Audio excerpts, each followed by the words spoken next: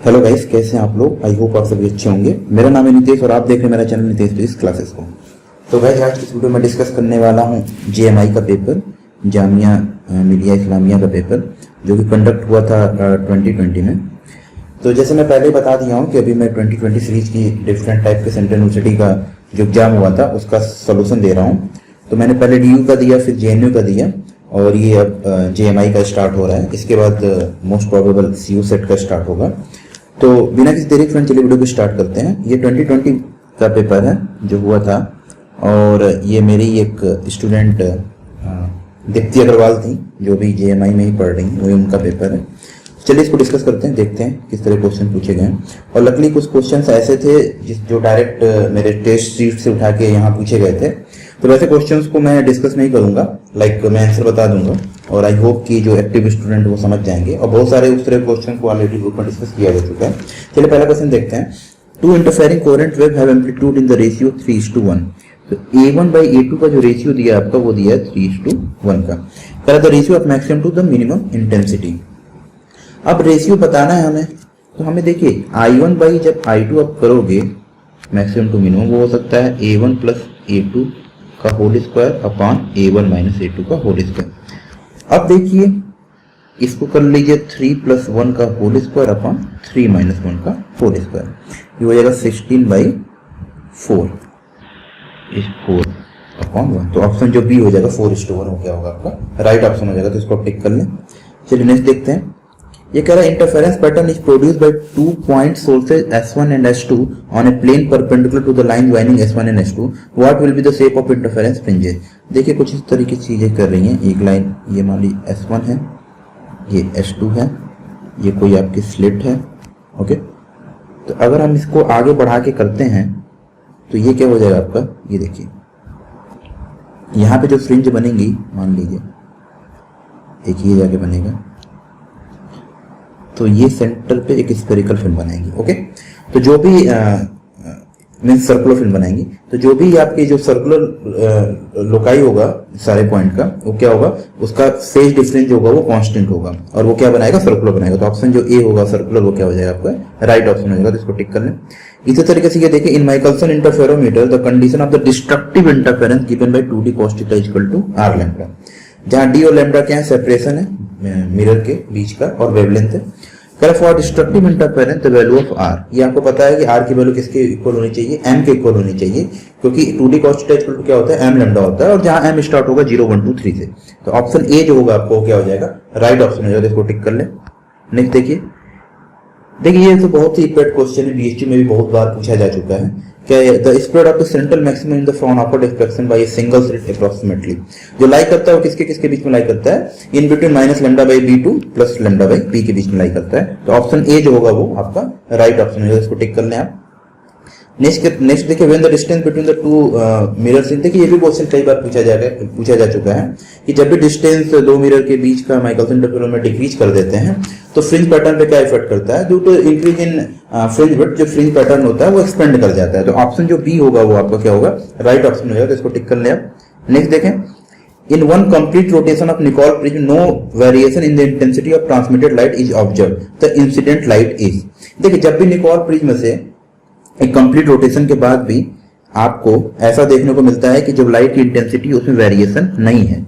तो जो incident light होगी वो दो तरीके की हो सकती है, या तो वो हो सकती है अनपोलराइज्ड लाइट या तो हो सकती है सर्कुलरली पोलराइज्ड लाइट।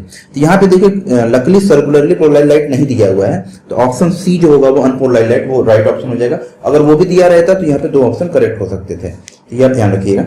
नेक्स्ट देखिए, कह रहे in double slit interference arrangement one of the slit is covered by a thin mica sheet whose refractive index mu की वैल्यू कितनी दी हुई है, 1.58 दी हुई है।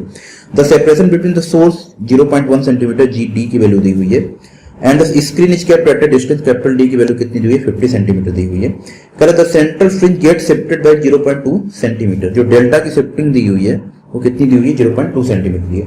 कह रहा when the thickness of the mica sheet is, simple सा फार्मूला है, लगा दीजिए। ये जो डेल्टा की वैल्यू हो जाएगी वो हो जाती है D mu minus 1 T upon small T.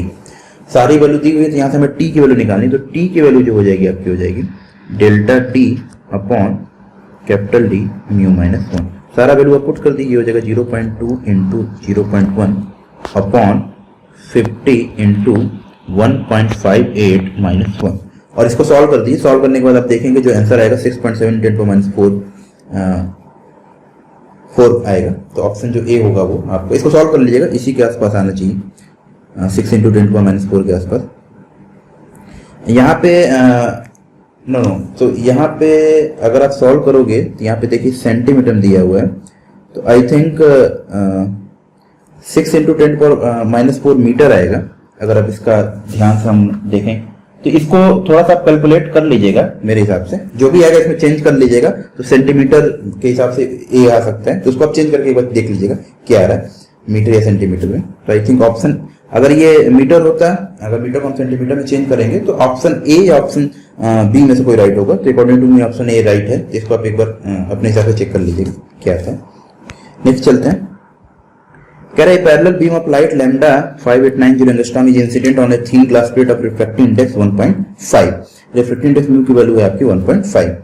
अब क्या कह रहा है इसमें, such that the angle of refraction, जो एंगल ऑफ रिफ्रैक्शन है आर की वैल्यू कितना दिया हुआ है 60 degree. What is the minimum thickness t of the plate that will appear dark by reflection. तो सिंपल सा क्वेश्चन है, टी की वैल्यू निकालनी थी, यहाँ पे लगा दीजिए 2 mu T cos R is equal to lambda. Okay, T की वैल्यू क्या आ जाएगी आपकी lambda upon 2 mu cos R. सारा वैल्यू दिया हुआ है, ये दिया हुआ है, आर की वैल्यू दी हुई है, पुट कर दीजिए, ये हो जाएगा आपका 5890 10 to power minus 10 upon 2 into 1.5 into cos 60। इसको सॉल्व कर लेंगे आप, तो आप देखेंगे कि जो आंसर आएगा आपका वो आएगा 3926 एंगस्ट्रॉम के आसपास, और इसको जब आप चेंज कर देंगे सेंटीमीटर में तो आएगा 3.93 इंटू 5 सेंटीमीटर। तो ऑप्शन जो बी होगा वो आपका क्या हो जाएगा, राइट ऑप्शन होगा। इसको टिक कर लीजिए। ये देखिए जो क्वेश्चन 9 है, अभी मैंने यूनिट टेस्ट में ये क्वेश्चन दिया हुआ था, हमें नहीं पता है किस यूनिट टेस्ट में था, तो वहाँ पे मैंने सोल्यूशन भी दिया हुआ है। तो जो भी ग्रुप में नए स्टूडेंट हैं या जो भी मेरा वीडियो पहली बार देख रहे हैं, तो टेलीग्राम ग्रुप पे आप ज्वाइन हो जाइए, मैं पिन कमेंट दे दूंगा कमेंट सेक्शन में। तो वहां से आपको जो टेस्ट होता रहता है उसको आप ध्यान दिया करिए, क्योंकि जो क्वेश्चन डिस्कस किए जा चुके हैं जनरली मैं वीडियो में नहीं बताता, तो आप एक्टिव रहिए तो आपको समझ में आएगा। तो ऑप्शन जो बी होगा वो आपका राइट ऑप्शन होगा। इसी के ठीक नीचे देखिए, ये क्वेश्चन बहुत सारे लोगों को याद होगा, मैंने पोल टेस्ट में दिया हुआ था, और हमें तो लगता है कि बहुत सारे स्टूडेंट को ये भी याद होगा कि आंसर कितना था। तो n इज ग्रेटर देन 19 था इसका आंसर। मैं पढ़ने नहीं जा रहा हूं, देखते रहिएगा क्वेश्चन। आगे चलते हैं, कह रहा Maxwell law of distribution of velocity so that the number of molecules with average velocity in 1D। 1D में जो एवरेज वेलोसिटी होती है, जो मैक्सवेल ने बताया था, वो कितनी हो जाती है, एवरेज जो होती है वो कितनी हो जाती है, 0 होती है। ओके, तो ऑप्शन जो सी होगा आपका वो राइट ऑप्शन होगा। 12 देखिए, the specific internal energy of an ideal gas is dependent on. तो जो भी देखिए स्पेसिफिक इंटरनल एनर्जी होती है, आपको पता होना चाहिए कि जब भी मॉलिक्यूल के पास कोई इंटरनल एनर्जी होती है तो किस पे डिपेंड करती है, वो टेम्परेचर पे डिपेंड करती है। अगर टेम्परेचर को बढ़ाएंगे तो इंटरनल एनर्जी गेन करता है और उसके अकॉर्डिंग मोशन करता है। तो ऑप्शन जो सी होगा वो आपका राइट ऑप्शन होगा, इसको टिक कर लें। ये देखिए काफी अच्छा क्वेश्चन पूछा गया है। ये इस तरह के क्वेश्चन एक्चुअली नेट और गेट में भी पूछे जाते हैं। तो आने वाले समय में जितने भी एमएससी एस्पायरेंट हैं वो अगेन आफ्टर 1 ईयर वो इसका एग्जाम देंगे। देखिए इस तरह क्वेश्चन क्या है कि the free energy of the photon is given bye, free energy इतनी दी हुई है। बी यहाँ पे आपको कांस्टेंट है, टी टेम्परेचर है, एस एंट्रोपी और प्रेशर के बारे में पूछा गया है, तभी वॉल्यूम है आपका। तो आपको बस फार्मूला पता होना चाहिए, आप इसको लगा लेंगे। फ्री एनर्जी से एंट्रोपी का क्या रिलेशन है और फ्री एनर्जी से प्रेशर का क्या रिलेशन है। तो देखिए del F by del T at constant भी जो देता है वो क्या देता है, माइनस एस। तो यहां से अगर आप करोगे तो एस की वैल्यू आपकी आने वाली है B V to the power 4/3। इसी तरीके से del F by del V at constant T जो देता है वो प्रेशर देता है। तो यहां से जब पी की वैल्यू आप करोगे तो आएगी 4b T P Q upon 3। तो जो ऑप्शन ए है आपका वो क्या हो जाएगा, राइट ऑप्शन हो जाएगा। तो इसको आप टिक कर लें। नेक्स्ट देखें, ये कह रहा है two containers of equal volume equal है, each hold molecules of the same ideal gas. Ideal gas दोनों में सेम है। Container A has twice as many molecules as quantity. तो नंबर ऑफ मॉलिक्यूल्स अगर कंटेनर ए में Na है तो यह गिवन है कि Na की जो वैल्यू है वो 2Nb है और वॉल्यूम ऑफ B है equal to volume of Vb है, ये दिया हुआ है। Okay, correct the gas pressure is the same, even pressure भी सेम है, P equal to Pb। The correct statement regarding absolute temperature TA and TB। तो TA और TB में रिलेशन आपको बताना है। तो हमें पता है कि Pb equal to ideal gas equation, Pb equal to क्या होता है, nRT होता है। P और B यहाँ पे कांस्टेंट है, इसका मतलब ये होगा कि NT की वैल्यू भी क्या होगी, कांस्टेंट होगी। तो ये हो जाएगा Na upon Nb is equal to TB upon T A. N A की वैल्यू पुट कर दीजिए 2NB, तो ये हो जाएगा 2NB upon NB is equal to TB upon TA। इसमें रिलेशन क्या आ जाएगा आपका, TA equal to TB by 2, जो कि ऑप्शन सी आपको दिख रहा है। तो ऑप्शन सी क्या होगा आपका, वो राइट ऑप्शन हो जाएगा। 15 देखिए, second order phase transition is accompanied by a change in. ये भी क्वेश्चन मैंने आई थिंक BHU में ये रिपीटेड क्वेश्चन BHU में पूछा गया था कि जो सेकंड ऑर्डर फेज ट्रांजिशन है वो किसकी वजह से रिलेट करते हैं हम लोग। तो ये आइसोथर्मल कंप्रेसिबिलिटी हो जाएगा। तो देखिए बहुत सारे क्वेश्चन जो मैं देख रहा हूँ, मैंने GMI का अभी तक इसके पहले कोई भी आई थिंक वीडियो अपलोड नहीं किया हुआ है, तो मैं लेकिन ये देख पा रहा हूँ कि GMI में बहुत सारे क्वेश्चंस जो हैं वो BHU से ही रिपीटेड आ रहे हैं, और या जो मैंने बहुत सारे टेस्ट लिए हुए थे उससे डायरेक्ट क्वेश्चन यहाँ पे आ रहे थे। इसके नीचे का जस्ट क्वेश्चन मैंने टेस्ट में लिया हुआ था, तो इसका ऑप्शन जो होना चाहिए ऑप्शन डी सही है, जिसका भी क्वेश्चन जिसने भी आंसर लगाया वो सही लगाया। तो ये मैं देख पा रहा हूँ कि बहुत सारे क्वेश्चन जो डायरेक्टली पूछे गए हैं। तो मैं एस्पायरेंट को बोलना चाहता हूँ कि प्लीज टेस्ट पे ध्यान दीजिए जो भी मैं टेस्ट लेता हूँ, क्योंकि मैं क्वेश्चन और BHU का जो सोल्यूशन और BHU के जो सारे टेस्ट होते हैं उस पर भी ध्यान दीजिए, क्योंकि GMI का क्वेश्चन जो मैं देख रहा हूँ वो काफी अभी तक तो मुझे इजी लग रहा है, क्योंकि इस वीडियो में मैं 25 क्वेश्चन को डिस्कस करने वाला हूँ। तो अब तक क्वेश्चन आपको भी आई थिंक बहुत ज्यादा टफ नहीं लगे होंगे। चलिए आगे बढ़ते हैं। ये कह रहा है for hydrogen gas Cp-Cb equal to A and for an oxygen gas Cp-Cb equal to B where A and B are constant, the relation between A and B। देखिए ये काफी अच्छा क्वेश्चन पूछा है। तो देखिए जो Cp-Cb जो होता है वो एक्चुअली होता क्या है, वो होता है R, और इसको लिख सकते हैं capital R by M। Okay, अब यहाँ पे हाइड्रोजन के लिए कितना दिया है A और ऑक्सीजन के लिए कितना दिया है B। तो Cp-Cb is equal to A hydrogen के लिए, तो यहां से R A की वैल्यू आ जाएगी R बाई M, और हाइड्रोजन के लिए मास आपको पता है ये हो जाएगा 2, और ऑक्सीजन जो होगा Cp-Cb इक्वल टू B, तो यहां से B की वैल्यू होगी R बाई M, और M की वैल्यू ऑक्सीजन की हो जाएगी 32, तो A बाई B की वैल्यू आप हो जाएगी R by 2 upon R by 32। यहां से A की वैल्यू आएगी आपकी 16B। तो ऑप्शन जो B होगा A की वैल्यू 16B, वो क्या हो जाएगा आपका राइट ऑप्शन हो जाएगा। तो इसको टिक कर लें आप। नेक्स्ट देखिए, नेक्स्ट काफी अच्छा क्वेश्चन पूछा है। For a gas with equation of state given by P minus B equal to RT where B is constant, the value of volume expansibility beta and isothermal compressibility K। तो देखिए जो isothermal compressibility K होती है वो होती है आपकी -1/V del V by del P at constant T। पहले एक निकालते हैं फिर दूसरा ही बताते हैं क्या हो जाएगा। तो यहाँ से P minus B equal to RT है, तो यहाँ से B की वैल्यू निकाल लीजिए। तो B की वैल्यू आपकी आ जाएगी RT plus PV by P, और यहां से आप del P by del P की वैल्यू निकाल लीजिए।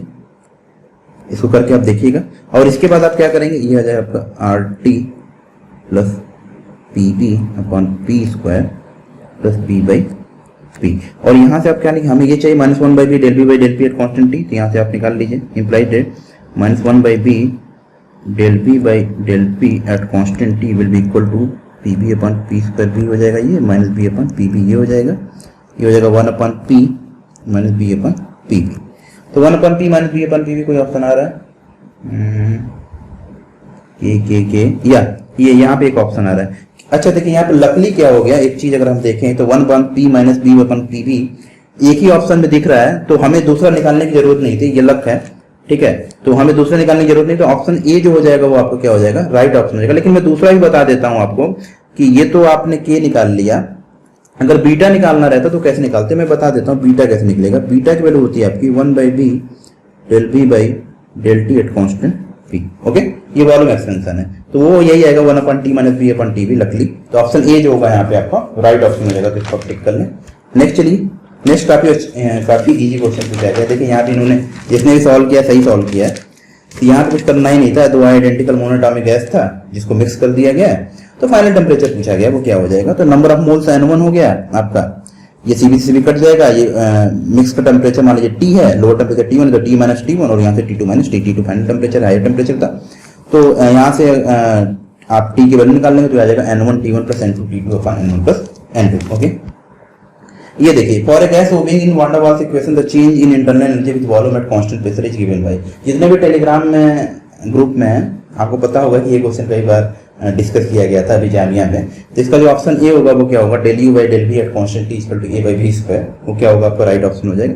देखिए जो 3-4 क्वेश्चन 5 क्वेश्चन जो मैं बता रहा हूँ डायरेक्ट, और किसी को डाउट होगा क्योंकि वीडियो जो होती है वो काफी लंबी बन जाती है, ऑलरेडी आई थिंक मैं ट्राई करता हूँ कि जो एक सोल्यूशन की वीडियो हो 20 मिनट से ज़्यादा की ना हो, 20-25 मिनट से, नहीं तो काफ़ी बोरिंग हो जाता है देखने के लिए।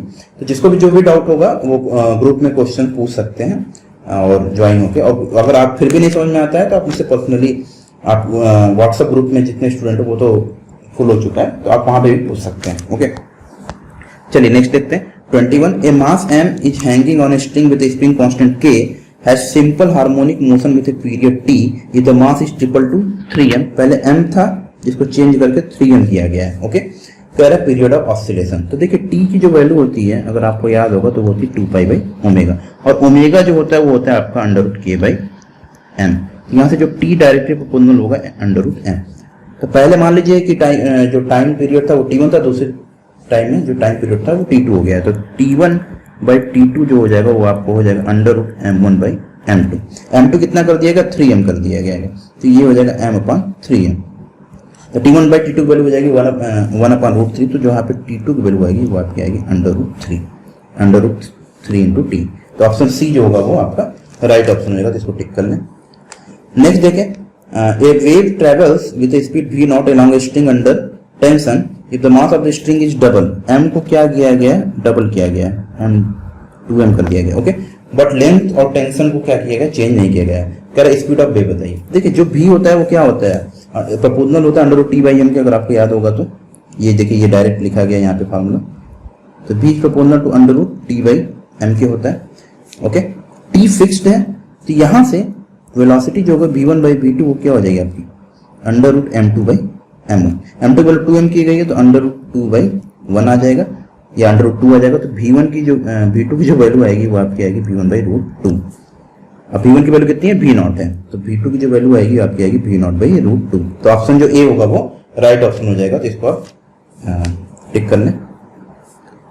अब देखिए कह रहा है a wave of the in the form of a cos omega t plus pi is added to a string carrying a wave of the form of a cos omega t। What is the equation of the resulting wave? ये काफी अच्छा question पूछा गया है। देखिए जो add किया गया है उसका इक्वेशन क्या हो जाएगा, उसका इक्वेशन देखिए वो हो जाएगा आपका a